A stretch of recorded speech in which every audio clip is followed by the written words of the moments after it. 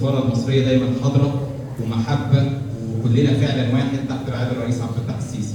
بشكر جدا النهارده معالي السفيرة الأستاذة ريهام عمار، هي كانت معانا بس هي عندها ظروف سفر يعني للأسف مش معانا.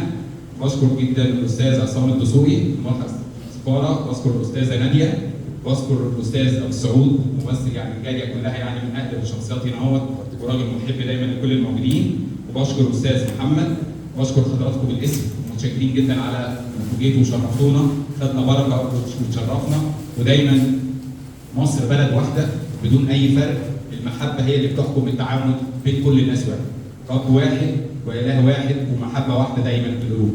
بشكر حضراتكم جميعا، ودايما تبقوا مشرفينا كده ومنورينا معانا، واحنا دايما في ظهر حضراتكم ومعاكم في كل موقف محتاجينه مننا. النهارده كده هنقول كلمه روحيه صغيره وبعدين نسلم على الاحباء.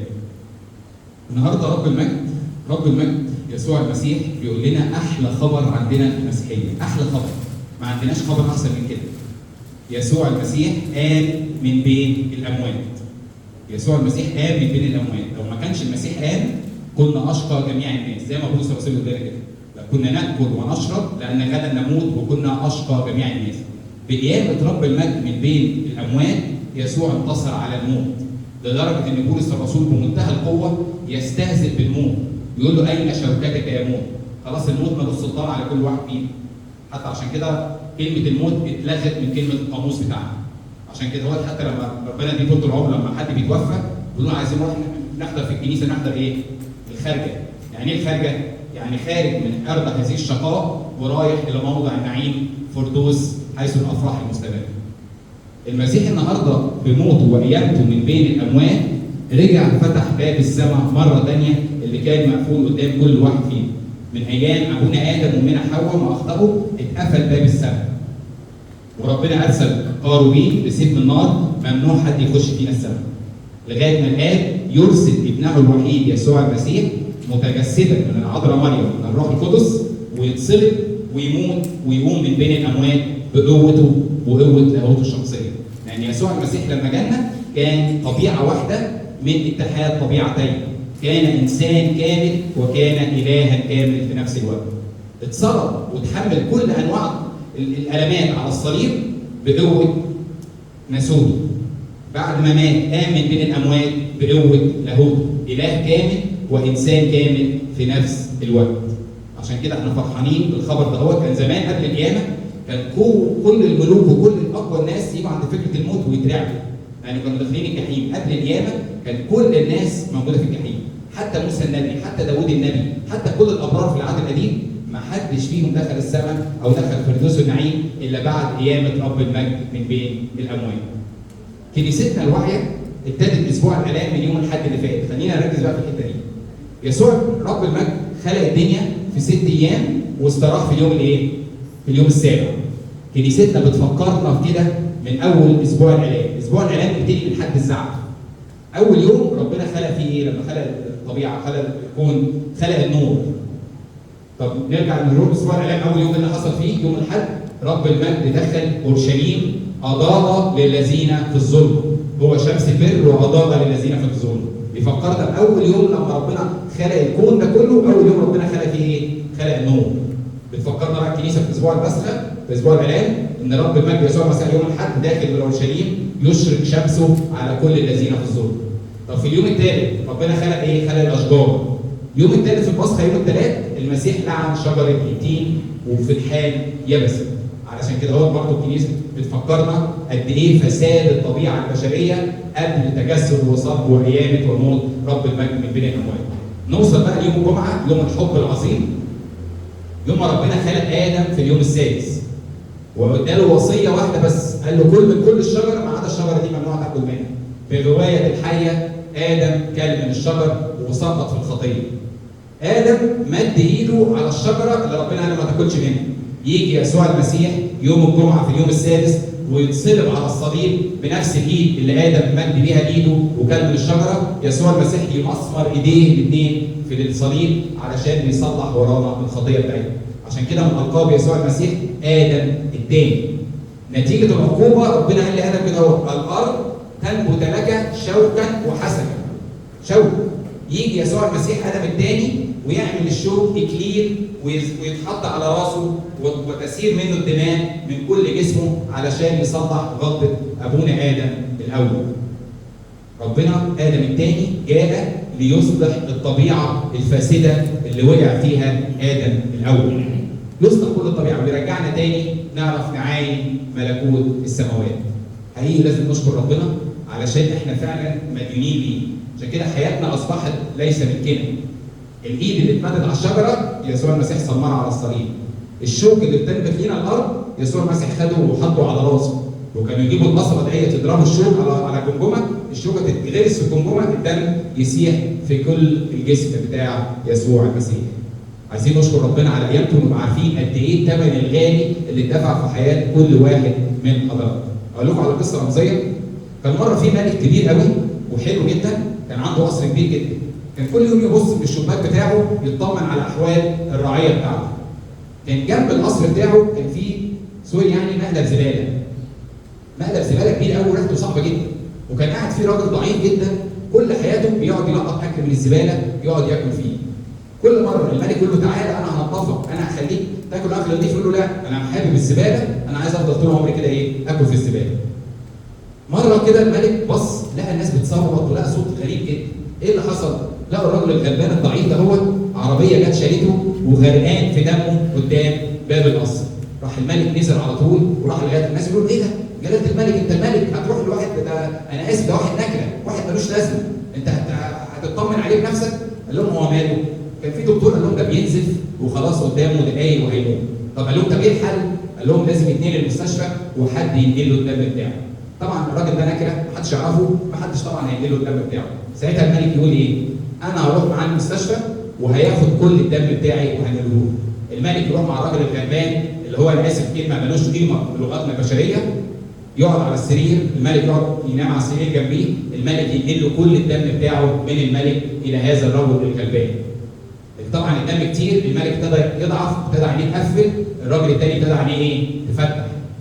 الراجل الغلبان ده هو ابتدى بقى يشد نفسه وابتدى يرفع ايده، الملك ابتدى ايديه تقع واحده في واحده لغايه ما كل الدم بتاع الملك اتصفى وراح لهذه الشخصيه الفقيره الغلبانه اللي كانت متعوده تاكل اكل الزباله. الملك في الاخر مات وهذا الانسان عاش عيشه ثانيه.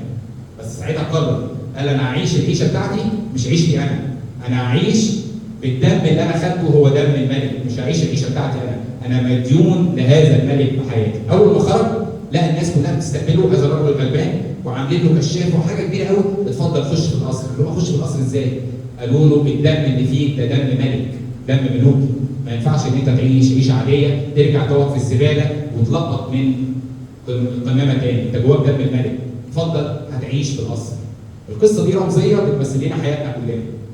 الانسان اللي كان بياكل الزباله هو كل نفس بشريه مقصوره تحت شهوات هذا العالم. كل همها تبسط جسدها وتعمل تقع في كل انواع الشهوات.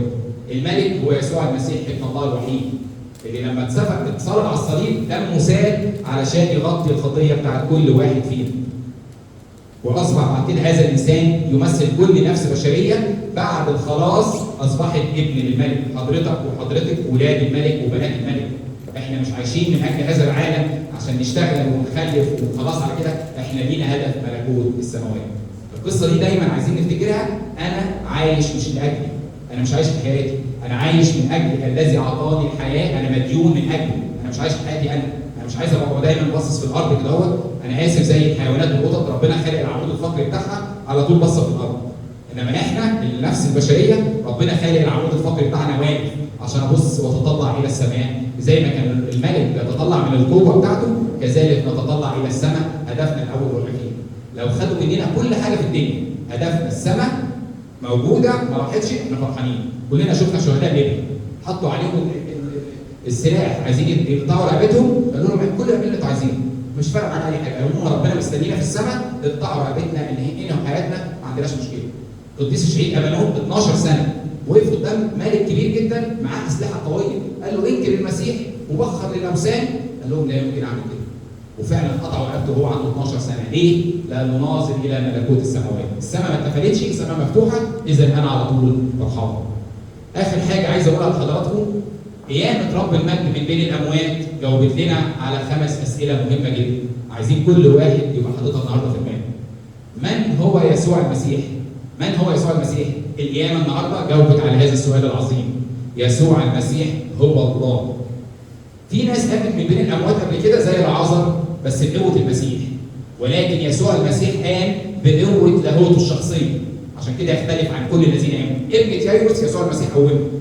ابن الشمامية إليشع قومه. كل دول قاموا بواسطة قوة أخرى، إنما يسوع المسيح الوحيد الذي قام بقوة لاهوته الشخصية، عشان كده هو الله، هو مش مجرد إنسان، هو الله الظاهر في الجسد. كمان يسوع المسيح لما قام من بين الأموات ما ماتش تاني، قام قيامة إلى الأبد، حي إلى أبد الأبدين، إلى وقتنا هذا وإلى آخر يوم في الحياة. كل اللي قاموا العازر بعد ما قام من بين الأموات عاش شوية وفضل عايش ولا مات؟ مات في الآخر. إنما يسوع المسيح لما قام من بين الأموات لم يمت مرة أخرى، عشان كده عايزين كلنا نبقى عارفين الفرق بين قيامة يسوع المسيح وبين كل حاجة. عشان كده يسوع المسيح هو الله الظاهر في الجسد، لا يستطيع أحد أن ينتصر على الموت إلا رئيس الحياة، ويسوع المسيح هو رئيس هذه الحياة. تاني حاجة القيامة جاوبت لنا على سؤال مهم جدا. ليه يا رب أحيانا بتسمح ببعض الظلم في حياتنا؟ ليه يا رب أحيانا بتسمح بكده؟ ربنا القيامة جاوبت لنا. يوم الجمعة لو كل الناس بصت على الصليب تقول إيه الظلم ده؟ ما عملش حاجة غلط المسيح. ليه اتظلم وليه اتصلب وليه اتعرض من هدومه؟ وليه اتدق فيه الحربة تضرب في جنبه؟ ده ظلم. فين ربنا من اللي بيحصل كل ده؟ القيامة جاوبت لنا الظلم ده شيء مؤقت لن يدوم. يسوع المسيح يوم الجمعة اتصلب، نقعد 50 يوم وإلى الأبد نحتفل بقيامة رب المجد يسوع المسيح. الأيقونة الحربة اللي احنا بنشيلها وبنلف بيها زاوية القيامة ليها وشين. الوش الأولاني يسوع المسيح مصلوب، الوجه الثاني يسوع المسيح قائم ومنتصر من بين الأموات. هي دي حياتنا على الأرض. مهما اتظلمنا مهما حصل فينا أي حاجة هننتصر بقوة يسوع المسيح. القيامة جاوبت لنا على حاجة مهمة كمان تانية. ليه يا رب مش احنا أولادك وأنت بتحبنا؟ ليه أحيانا بتسمح ببعض الألمات لينا؟ ليه بتسمح ببعض الأمراض وملهاش مجال؟ ليه أحيانا ليها طباط ما بتتنفسش؟ ربنا يقول لنا بإجابته الألم مرحلة مؤقتة في حياة كل إنسان مسيحي، ومرحلة مطلوبة علشان أركز في السماء ما بتبقاش كل علاقتي بالأرض. الألم مرحلة مؤقتة، لدرجة إن علامات الألم في حياة يسوع المسيح أصبحت هي الشاهد لقوة قيامته. لما ربنا ظهر لتوما، توما ما كانش مصدق قوي يعني إيه ربنا مات وقام. ربنا قال لتوما إيه؟ هات إيدك يا حبيبي حطها مكان الحربة. الحربة اللي هي كانت كأنها رمز للضعف، رمز للألم، أصبحت شاهد على قيامة رب المجد يسوع المسيح. إيه الحلاوة دي يا رب؟ إيه الحلاوة دي؟ قال له تعالى هنا حط إيدك مكان المسمار، اللي هو كانت الناس يوم الجمعة بتقول إيه حرام ده ضعيف المسيح ده ولا إيه؟ أثبت بقوة لاهوته قيامته من بين الأموات بنفس علامات الألم. القبر اللي هو لما أي حد يقول القبر تلاقي نفسيته جزعت كده وافتكر الموت. القبر بتاع السيد المسيح على مدار أكثر من 2025 سنة كل يوم سبت النور يتشق منه نور مقدس بدون أي تدخل بشري. القبر اللي هو الناس كلها بتفتكر سيرة الموت أصبح يرمز للحياة في حياتنا. هو ده إلهنا يسوع المسيح، بيغير المفاهيم الدنيوية، خلي عينينا على ملكوت إلهنا إله قوي. حتى لما اتصلب اختار موت الصليب مش أي موتة. موت الصليب الموتة الوحيدة اللي يموت فيها يظل قائم. عشان كده اللي سهر معانا امبارح يسمع عن يسوع المسيح الخروف المذبوح الايه؟ القائم. مذبوح وقائم ازاي في نفس الوقت؟ يسوع المسيح عمل المعادله دي على الصليب، كان مذبوح وفي نفس الوقت قايم. لو اي موته ثانيه اتضرب بالنار اي حاجه ثانيه كان على طول هيقع، ولكن موت الصليب الوحيد اللي المسيح مات فيها وهو قائم ومنتصر. موت الصليب كمان المسيح رجليه ما كانتش لامسه الارض، عشان يقول لنا ولاد المسيح ما لهمش دعوه بالارض، مش كل تركيزنا ارض، ناكل ونشرب ونتجوز ونخلف ونحوش الشرك في البنك واهتم بالذات والكرامه، كل ده ملوش اي لازمه، كل ده بولس الرسول قال عليه نفايه، انا اسف الكلمه زباله، اهم حاجه ملكوت السماوات. يسوع المسيح كمان اختار موت الصليب لانه كان يقول لك كده ملعون كل من علق على خشب. فيسوع المسيح خد اللعنه وادانا البراءه، خد الضعف وادانا القوه. كل دي التاملات في قيامه رب المجد يسوع المسيح. القيامه كمان ادتنا مصدر للرجاء لكل واحد فينا. تعالوا كده نتخيل الموقف يوم الجمعه ازاي. كل التلاميذ هربانين خايفين ما عدا يوحنا الحبيب والعذراء، كلهم خايفين. صلبوا يسوع، طب ماشي بيعذبوه، طب بلاش وبعدين ينزل لنا تاني، لا ده عذبوه ومات. طب ليه يا رب كده اهو؟ التلاميذ كانوا خايفين مرعوبين، كانوا بيتجمعوا في العليه لغايه ما اتاكدوا من قيامه رب المجد، خايفين. كان في تلميذي العمواس سابوا اورشليم وقالوا عايزين بقى نرجع البلد بتاعتنا. ده بطرس الرسول صخره الايمان بعد الصلب قال ايه؟ انا هرجع بقى ايه؟ انا هرجع اصطاد تاني، انا هرجع صياد تاني، ولا تقول لي تلميذ للمسيح ولا هكرس في العالم ولا الكلام، انا هرجع ايه؟ اصطاد تاني. لغايه ما جت القيامه والصوره اختلفت بالعالم. 11 تلميذ وانضاف عليهم التلميذ الجديد مكان يهوذا كرزوا بالمسكونه في كل العالم، ولا معاهم فلوس ولا في طيارات ولا معاهم لغات، ناس كلها بسيطه جدا. منين جابوا القوه دي؟ استمدوا قواتهم من قيامه رب المجد.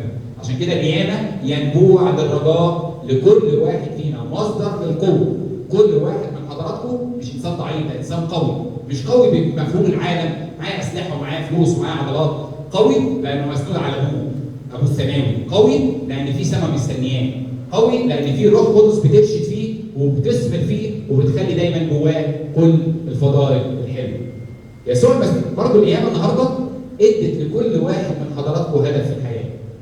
انا عايش عشان اخش السماء اللي اتفتحت بعد القيامه، ليا هدف وليا رساله. ليا هدف وليا رساله، انا مكون من ايه؟ من جسد وروح ونفس. طول ما انا موجود على الارض دي، الجسد حته فيروس زي الكورونا ممكن يرقد العالم كله. الروح ممكن اخطي خطيه افضل متضايقه وروحي حزينه. النفس ممكن تفضل حزينه او شايله الهم، ادي الحياه على الارض. بقيامه رب المجد فتح باب السماء علشان يقول لك اتفضل هتخش السماء بجسد نوراني. الروح لن تخطئ ابدا في السماء. الجسد لا يحتاج اي احتياجات الجسد، ولا اكل ولا شرب ولا جوع ولا اي احتياجات ولا علاقات جسديه ولا الكلام ده كله، هيقوم زي الملائكه باجساد نورانيه. النفس ستظل فرحانه طول الوقت في ملكوت السماوات. اذا ربنا النهارده بيقدم لنا الحل لكل واحد فينا، مهما كان حياتك على الارض خلي هدفك في ملكوت السماوات. اخر حاجه القيامه ادتنا رساله. الابن وهو بيكلم الاب قال له كده: كما انت ارسلتني هكذا ارسلتكم الى العالم، انتم اصحاب رساله. والانسان بيتحدد قيمته من قيمه الرساله بتاعته. لو انا رسالتي في الدنيا دي احوش قرشين واتجوز واخلف واهتم بشغلي وكرامتي، صوره رساله يعني ضعيفه جدا. انما لو انا رسالتي انا عايز اكون سبب خلاص لكل الناس اللي حواليا، انا مش عايز اخش السماء لوحدي، عايز اخش السماء انا واهل بيتي، انا ومراتي، انا وزوجتي، انا وعيالي، انا وجيراني، انا وزمايلي في الكنيسه. هو دي الرساله القيمه. قيمتي تتحدد من رسالتي. لو رسالتي في هذا الارض يبقى انا اخلي شويه تراب هيروحوا في الاخر. انما لو انا الرساله بتاعتي في ملكوت السماوات انا ليا قيمه غاليه جدا. حطوها في دماغكم، قيمه كل واحد تتحدد برسالته الموجوده على الارض. يبقى القيامه قالت لنا من هو المسيح؟ هو الله. القيامه قالت لنا ليه احيانا في الم في الارض؟ ده فتره مؤقته. القيامه قالت لنا ليه احيانا بتسمح يا رب بالظلم؟ فتره مؤقته يتبعها انتصار عظيم. القيامه ينبوع للرجاء والقوه. افتكروا المنظر يوم الجمعه العظيمه يوم السبت، وافتكروا المنظر بعد قيامه رب المجد. القيامه ادتنا هدف في حياتنا، عايز اخش ملكوت السماوات. اخر حاجه القيامه اعطت كل واحد من حضراتكم رساله. ربنا يديكم ودينا ان احنا ما ننساش ابدا قيامه رب المجد. انا حياتي ليس ملكي، حياتي ليس ملكي، حياتي ملك الذي فداني اللي اداني دمه، زي القصه اللي احنا قلناها بتاعت الملك. فرحانين جدا بحضراتكم، فرحانين بقيامه ربنا، فرحانين باعضاء السفاره الموكله الموجوده معانا، ونتصور معاه كده وناخد